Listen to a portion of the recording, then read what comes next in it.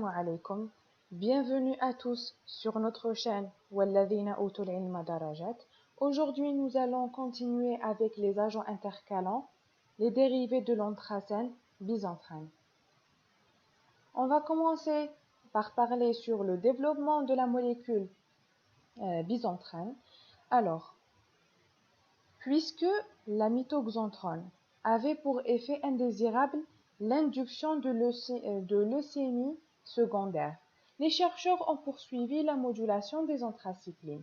Ils ont pensé à développer des molécules dont le système tricyclique plan qui permet l'intercalation était respecté, mais que la structure kinonique devait être supprimée pour réduire la capacité de ces molécules à générer des radicaux libres cardiotoxiques.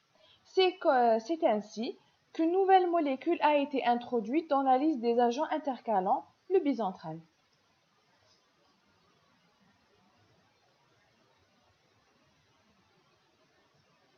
Pour la structure de cette molécule, ils ont gardé le caractère plan de la structure tricyclique. Ce que nous voyons ici, c'est l'anthracène. Anthracène, c'est-à-dire 3 benzènes collés l'un à l'autre. On peut remarquer l'absence de la structure kinonique qui a été remplacée par des chaînes azotées sur le cycle central. Comme nous pouvons le voir ici, voici les chaînes azotées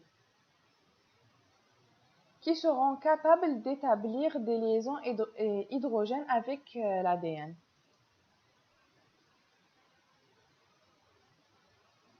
Pour le mode d'action de cette molécule, c'est exactement comme les anthracyclines. Sa structure plane tricyclique va lui permettre l'intercalation et elle va interagir avec la topoisomérase 2 en formant un complexe bisantrène ADN topoisomérase 2. Pour le mécanisme de résistance, avant d'aborder le mécanisme de résistance, nous devons parler de la glycoprotéine P.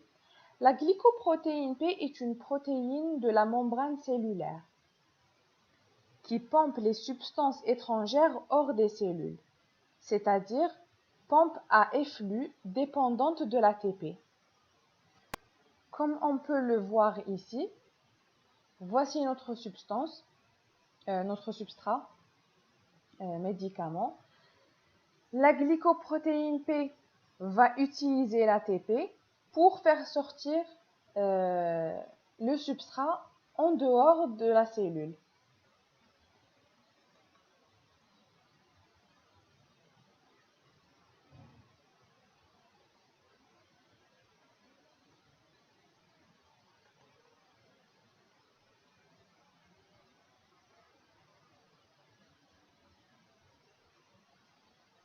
On doit noter que les cellules cancéreuses expriment une grande quantité de ces glycoprotéines en rendant le cancer multirésistant. Comme on peut le voir ici, voici la cellule cancéreuse.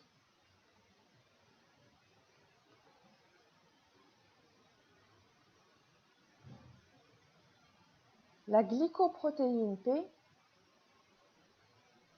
est exprimée en grande quantité sur la membrane de cette cellule cancéreuse, alors qu'une cellule saine n'exprime qu'un certain nombre de glycoprotéines.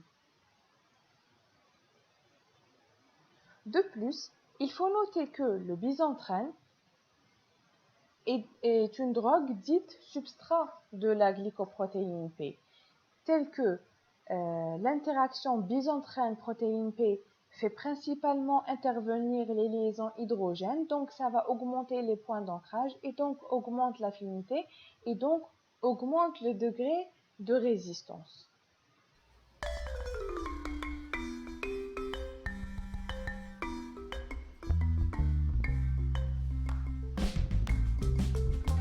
Voilà, c'est tout pour aujourd'hui.